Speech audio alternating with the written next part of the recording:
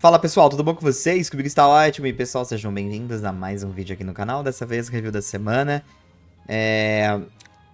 Acho que não tem nem como não pontuar como esse episódio foi muito importante, virada de chave total pro anime, porque nos coloca num momento muito importante que é de fato o que aconteceu com Lucius e o que é de fato Laqua.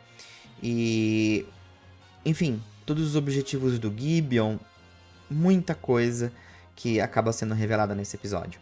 Então, em formato mesmo contando aqui pra vocês, eu venho trazer a review da semana. Espero que vocês gostem, deixa seu like.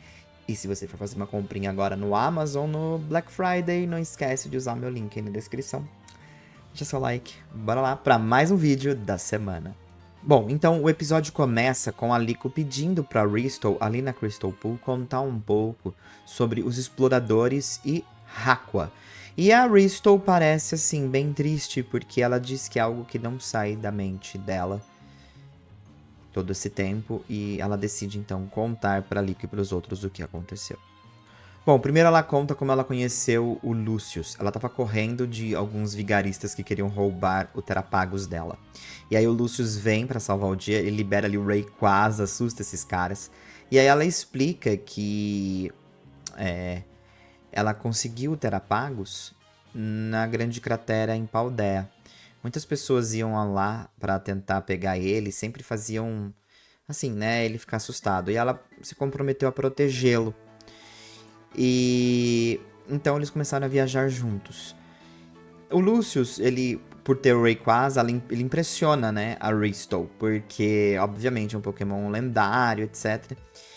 E o Terapagos acaba se dando muito bem com esse Pokémon.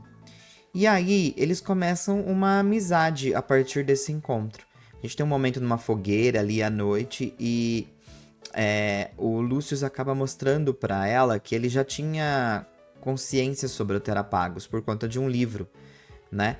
Que ele havia visto de um escritor, que é o mesmo que a gente viu ali, né, com a professora Briar. E em base dessas anotações, ele já tinha consciência sobre o próprio Terapagos. E aí ela acaba perguntando, né, qual é o sonho dele, o que motivou ele a fazer a aventura que ele está fazendo.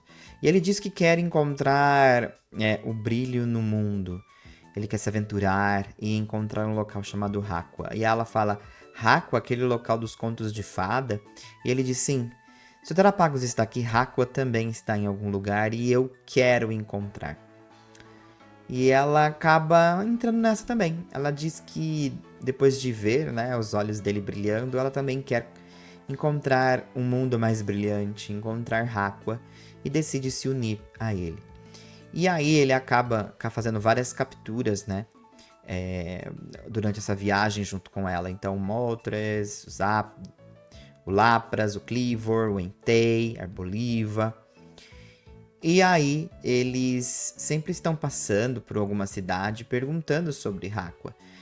E tem um casal ali, né, numa uma mesinha que acaba ouvindo eles falando sobre Haqua e acabam debochando deles, porque é um conto de fadas, então é uma coisa muito mais que você espera vindo de uma criança esse interesse, não de dois adultos. E a Ristle não gosta muito, ela é bem reativa, diferente dele que é mais calmo, mais tranquilo. E, enfim, do nada, numa mesa ao lado, estava sentado um moço de cabelo branco. A gente sabe que é o Gibeon, né? Pela aparência, pela voz. E ele acaba defendendo, né? O interesse do Lucius e da Ristle sobre Haqua. E ele revela ali um papel que ele tem dados e dados sobre esse local. E ele diz que antes de sair rindo das pessoas, as pessoas deveriam, inicialmente, né? Ter mais conhecimento antes de sair rindo por aí. E aí o povo fica meio que sem reação, né?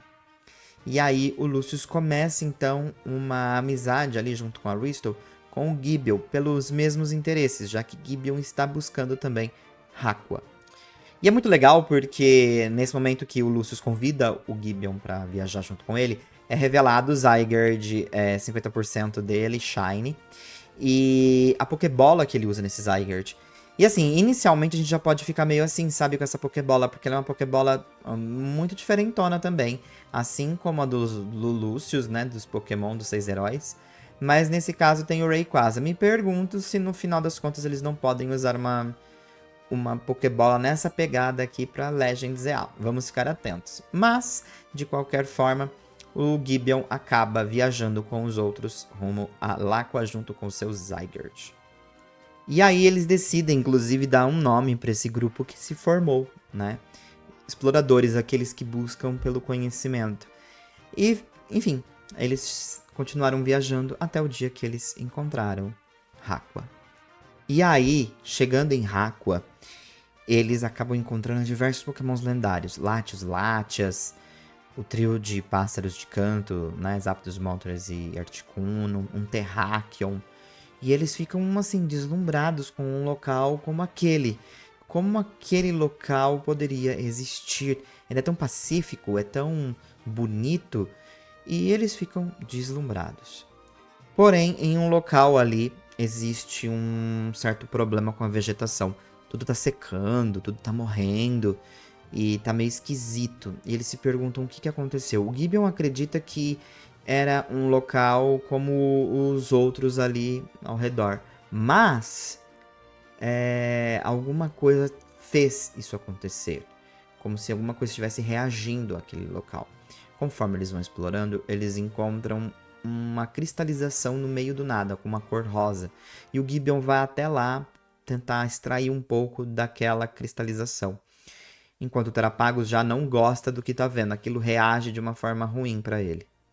E então o Gideon reconhece que os minerais ali, aquela cristalização é incrível e não é algo normal, vai além da realidade. A Ristow também questiona se esses minerais não são responsáveis pela existência de Haqua, ou pelo menos a preservação da vegetação, ainda que também cause devastação. O Lucius então identifica que, como esse cristal pode ser perigoso, ele decide que é melhor ir embora de Haqua, porque eles não sabem o que aquele cristal e aquele local, como ele pode reagir neles. Então é melhor ir embora e não mexer com algo que vai além da compreensão deles. Só que o Gideon não gosta e parece estar relutante. Então eles decidem voltar para o acampamento que estavam, apesar do Gideon estar com uma cara bem feia. E aí, passa um tempinho, algumas horas, e eles estão no acampamento, mas o Gideon não está ali. Começa a chover e um grande estrondo vem da área que eles estavam com os cristais. E eles se questionam se o Gideon não está lá fazendo alguma coisa. E aí, a Ristow e o Lucius vão correndo até lá. Chegando lá, o Gideon está impressionado, porque ele percebe que a energia do cristal é algo inimaginável. É como se aquilo preservasse tudo ao seu redor. Ainda que com muito excesso, as coisas parecem continuar ganhando vitalidade, crescendo, mas ao ponto até de se autodestruírem. Como a gente consegue ver um exemplo de uma árvore que, ao ser atingida por a fumaça do Hakurion, que é o nome do cristal, começa a crescer, mas depois ela meio que se despedaça de tanto que ela cresceu. Ficou desproporcional. Então, o Gideon está fascinado porque aquele local é de fato um paraíso. É de uma energia que dá a vida eterna, te dá a eternidade. Então, ele acha aquilo sensacional. Por isso que a vegetação em volta e tudo mais continua preservada. E em alguns casos muito próximos dessa energia, fica devastada, porque vai crescendo tanto, vai ficando tão assim demais que desgasta. O Gideon tá fascinado, só que o Lucius chega lá e fala que ele não pode lidar com uma situação dessa. Isso é errado, imagino que isso não poderia causar no mundo, e o Gideon tá assim querendo a todo custo tomar conta daquilo ali. Ele tá assim, a ganância dele tá falando mais alto. E aí o Lucius decide que é necessário interromper ali aquele lance do Gibeon, né? E o Hakurion começa a soltar mais energia e começa a pegar nos Pokémon que estão ali em volta, os selvagens. Eles começam a ficar muito agressivos com a energia do Hakurion. E nisso, o Lucius usa todos os seus Pokémon para acabar com esses Pokémon selvagens e tentar interromper, né, o que o Gibeon está tentando fazer ali. Mas aí o Gibeon é traído pelo seu próprio Pokémon, o Zygarde, porque o Zygarde, ele meio que tenta impedir que o Hakurion continue se expandindo. E aí vários Zygarde Cells acabam indo pra cima ali do Hakurion. O Zygarde volta pra sua forma 10%, só que o Hakurion explode. E o Gibeon fica fascinado com a energia infinita desse mineral, né? E a resistência. Só que, assim, parece que a energia tá tão descontrolada que o local, a energia começa a pegar em todas as coisas ali naturais, as pedras, as árvores, e tudo começa a ficar maior e estourando, explodindo, vira uma loucura. E o Lucius está preocupado porque se isso continuar se expandindo desse jeito, pode ir além de Haqua e tudo ser destruído. E aí o Gibeon acaba caindo numa cratera que acaba se formando ali. E a gente nem sabe depois o que aconteceu, mas ele caiu ali na cratera e parece que o negócio foi fundo, viu? Bom, de qualquer forma, o Gibeon cai e o Lucius decide, então, fazer alguma coisa com aquele Hakurion. E a Ristow, que está com Terapagos agora na sua forma terastal, decide também ajudar. E aí, o Terapagos decide proteger o Lúcio numa redoma que ele cria de proteção. E as Pokébolas, os Pokémons do Lucius retornam para as Pokébolas e o Terapagos protege elas também. Provavelmente há uma situação onde as Pokébolas acabam se espalhando pelo mundo por conta da grande explosão que tem ali. E o Lucius pede para Ristow ir embora e que ele vai tentar sobreviver ali em Haqua. E ele pede para que ela proteja o futuro deles. Eu acho que ele já sabia da gravidez, provavelmente. Aí a Ristow decide ir embora e o Terapagos, depois de criar essa grande redoma de proteção, retorna à sua forma de joia. E aí a Ristow resgata essa joia e vai embora. Ela não sabe exatamente o que aconteceu com o Gibeon e muito menos com o Lucius, porque ela prometeu que não voltaria lá para, enfim, manter a promessa que ela fez ao Lucius, e ela acredita que, né, ela fez isso bem em proteger o futuro dele. E ao ver, inclusive, Lico e os outros, ela tem a certeza de que um futuro existe. E aí, ela fica feliz deles terem reencontrado com os Pokémon do Lucius, pelo menos a maioria. E o Fried pergunta para ela aonde é Haqua. E ela diz que não sabe exatamente, porque eles encontraram Haqua graças ao Rayquaza e depois também de navegarem ali em um grande navio. E foi assim que eles chegaram até lá. Então ela não sabe exatamente como ir até Haqua. É uma coisa que parece que está mais guardada ao Rayquaza. Talvez ele tenha um maior conhecimento de como chegar até lá. E o tempo dela está se esgotando, mas ela deixa a mensagem para Lico e para Diana, pra ela estar feliz, né, de poder ver elas. E ela diz para Lico que o Terapagos, agora, quem é a treinadora dele é a Lico. E ela fica muito feliz em rever o Terapagos e saber que um dia ele vai despertar da joia que ele está. Mas ela precisa ir porque o tempo dela está acabando. E aí ela desaparece, dizendo o nome do Terapagos, né, que é o apelido dele, Pagogô, e o do Lucius. E o Terapagos chora muito, é muito triste essa cena, ela é muito gatilho. E ele fica muito emocionado porque ele reviu, né, sua treinadora, a primeira, né, provavelmente a treinadora que ele possuiu. E aí a Lico, então, recebe uma Pokébola do Fried, depois dela abraçar o Terapagos com muita força, e o Terapagos começa a dar sinais de que quer ser capturado pela Lico. E aí, sela-se, então, a terceira captura da Lico, um Terapagos, por conta da Ristow. Então, foi muito legal, a Lico captura o Pokémon, fica muito feliz na conclusão da captura e, obviamente, selando a amizade eterna ali. Bom, e aí, partimos pro final do episódio. Nesse final, nós encontramos eles decididos a encontrar Hakkua e ver como Hakkua está atualmente. E então, eles estão nessa agora. Eles querem saber o que aconteceu com Hakkua. O Fridge tem uma ideia. Perguntar para uma pessoa, que ele não revelou ainda, o que eles podem fazer, talvez, para achar os outros heróis que faltam ali do Lucius, né? Provavelmente o Entei. Eu acho que deve virar ali pro Ludlow, provavelmente, mas talvez tenha alguma pessoa a mais que a gente talvez descubra no próximo episódio, por conta do preview, que parece que havia um outro Trovonauta ou algo assim. Pelo menos uma pessoa muito importante ali pros Trovonautas. A gente vai descobrir no próximo episódio. Mas a Diana decide ir embora e deixa toda a responsabilidade daqui pra frente pra Liko em relação a esse tema de Hakkua. Pra ela, basta até aqui. Ela descobriu muita coisa graças a Risto. E agora, daqui em diante, ela vai seguir a própria jornada dela, sozinha, como tem que ser. E ela vai embora, mas promete pra Liko que quando ela precisar de ajuda, ela retornará num piscar de olhos. No final do episódio, nós temos o Spinel e a Agate conspirando novamente ali entre os exploradores.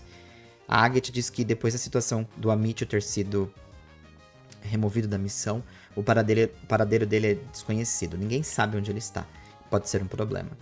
Mas o Spinel, ele está na luta ali, porque ele quer ser a pessoa, né, que chegará em Hakkua junto com o Mestre Gibeon. E aí a gente tem uma cena do Gibeon ao lado do seu Zygarde, e o Gibeon está deitado ali na sua cadeira especial. Eu acredito que o Gibeon pode ter sofrido algum dano muito, assim, muito forte, a ponto de não conseguir nem levantar. Eu tenho essa impressão. E ele é rodeado pela fumaça, né? Aquele ar ali do Hakurion. Talvez é isso que preserve a idade do Gibeon. Ele está mais velho do que a gente viu ali no flashback, mas parece que ele está bem preservado. Talvez seja algo relacionado ao Hakurion. E o episódio termina assim. Olha, é muito interessante ver, apesar que ainda fica essa coisa um pouco estranha sobre o cristal, né? Porque da mesma forma que ele preserva, como vocês perceberam, e mantém o local com uma preservação magnífica, é uma energia muito nociva, é muito perigosa. Porque se usada de forma descontrolada, pode virar um caos, né? A gente vê ali tudo se destruindo. É algo que tem que se tomar cuidado. Mas pro Gibeon talvez é aquela ganância da vida eterna. Pro Gibeon talvez é aquilo, né? De estar relacionado a alguma coisa muito sobre o poder do seu próprio destino. Você ter controle disso. Então eu acho que é muito relacionado a isso. É um plot muito batido, sendo bem sincero, em relação ao que a gente já viu em outras mídias aí. Essa história de um trio onde um deles é mais ganancioso que o outro, até mesmo esse lance de uma relação de um personagem com o outro, uma rivalidade com o outro, muito batido mesmo. Mas ainda assim é um tema legal para se colocar aqui em Pokémon, e principalmente ver um ambiente onde é de fato um paraíso, né? Extremamente desconhecido pelos humanos e muito talvez conhecido por certos Pokémon, principalmente entre os lendários, e quem sabe para eles mesmos se preservarem, né? O que é muito interessante se a gente pensar nesse contexto. Eu gostei do episódio, eu acho que ele nos dá esse vislumbre. Ainda acho o plot batido, mas uma coisa que me, assim, mexe um pouquinho com a minha cabeça nesse episódio é sobre a estrutura do anime, que é uma coisa que a gente conversou bastante sobre isso essa semana aqui no canal. Eu pagaria para assistir a aventura do Lucius, do Gibeon e da Risto até os momentos finais ali de Hakkua. me parece uma aventura muito interessante. Apesar da gente estar configurado no mesmo estilo de aventura, ali com o Roy Dodge com os Trovonautas indo até Hakua, a história simples de como eles contam, e resumido, obviamente, o Lucius, a chegada da Ristol e do Gibeon, torna para mim também fascinante acompanhar com mais conteúdo uma história que está limitada a apenas 3 personagens, né? E os seus Pokémon. Então, você tem aqueles flashbacks do Lucius capturando seus outros Pokémon, você tem o momento da entrada do Gibeon e o grupo se formando. É uma configuração conhecida do anime Pokémon e que sempre foi muito interessante de acompanhar. Porém, são personagens que possuem lendários em suas mãos. E não só lendários, Pokémons que são muito fortes ou que desempenham papéis de utilidade dentro do time deles. E que faz aquilo se tornar o que a gente está muito acostumado com Pokémon, né? Essa aventura clássica de um trio buscando por algo. Gosto, sabe? Eu acho que nesse momento, eu fiz uma reflexão muito forte essa semana. De fato, a gente é muito apegado à nostalgia, mas essas fórmulas, elas são simples, né? Mas são muito cativantes em Pokémon. Então, eu gosto dessa historinha do trio que vai e busca e conhece e se aventura. Mas tenho que dizer, todo tipo de exploração ali no background de cada personagem é importante. Gostei do episódio. Acho o plot assim, batido. Não acho extraordinário, mas é um episódio decente. E gosto também do momento da Pokébola do Gibeon, né? Porque tem uma pegada steampunk, uma coisa meio assim. Será que não vai ser o que eles vão querer contar pra gente a respeito de Kalos? Pode ser também, né? A reação do Zygarde também me chama bastante atenção sobre o momento que o Zygarde tenta controlar o Hakurion. Porque faz parte da essência do que é o Zygarde, né? Manter o equilíbrio nas coisas e o Gibeon percebe aquilo naquele momento. E a gente tem ali o momento que o Zygarde continua preservado daquela forma também. O que será que aconteceu com aquelas outras células, né? Tantas coisas para resolver ainda. Mas eu acho que a chegada até Hakua pode nos dar uma virada ainda mais de chave. Acredito no ponto de que Lucius ainda está vivo. E foi bacana ver que todos os flashbacks que eles estavam tendo em cada captura de um Pokémon do Lucius era ressoado em relação às visões do próprio Terapagos que ele tinha naqueles momentos, né? Ao lado do Lucius, da Ristol e do Gibeon. Bom, eu espero que essa informação também chegue ao Amityville de alguma forma. Porque assim, talvez o Amityville ainda queira continuar querendo impressionar o Gibeon. Mas o Amityville me parece uma pessoa tão lógica que eu não sei se ele ficaria do lado do Gibeon depois de ver tanta ganância, sabe?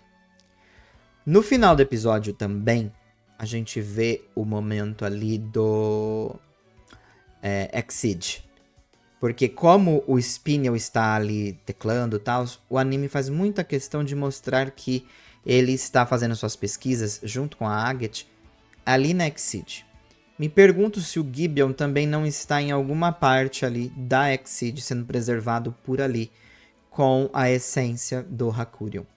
Em alguma câmera secreta. Tenho essa impressão também, né?